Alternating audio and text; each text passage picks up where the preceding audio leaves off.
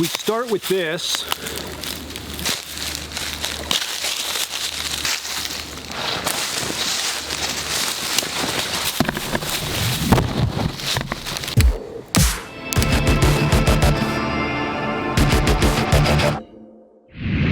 All right, let's try this again. We start with this. When we do something like this, then you do something like this, and lastly, you end up with this.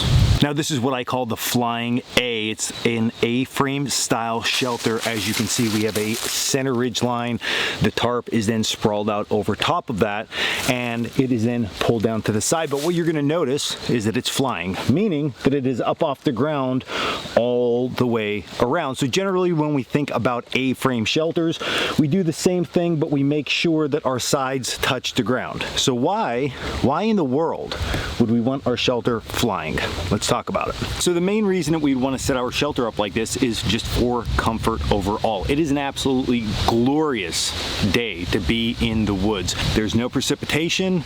It is like high 60s. This evening, it's going to get down into the low 50s. Perfect campfire weather. And with that type of weather, we don't always need this shelter that is totally encapsulated, just blocking everything from us. So even a light breeze in the evening might be very welcome. So having something set up like this gives me a lot of working area on the inside, a lot of flow of air through to get that nice fall air just in my lungs. So that's one thing. Second, if it would start to precipitate, I can get under there and I can actually sit on a 5-gallon bucket or a small camp stool, enough room for all my gear, and it's still gonna protect me from any type of weather that would come through. So just another alternative style shelter setup that you can do with a tarp shelter that could be super valuable in a situation that you just don't know what else to do. Now, a couple just key features with this. This is a 10 by 10 shelter. The ridgeline, I just have used a heavier cotton rope just for something a little bit more traditional.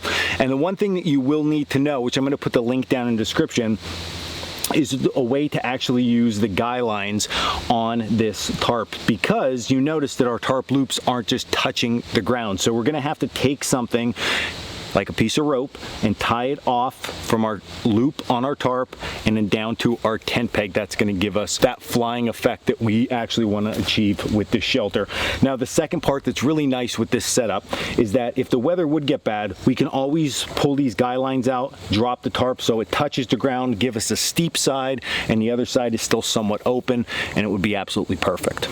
So that's it. Literally a quick one today, a super easy one, something that you should try next time you go out with your tarp, just for an alternative setup. The Flying A, a fun one. If you like this video, hit like and subscribe down below. You can also check us out at Coalcracker, Bushcraft.com for all our classes, our gear, and our blog. And until next video, stay in the woods.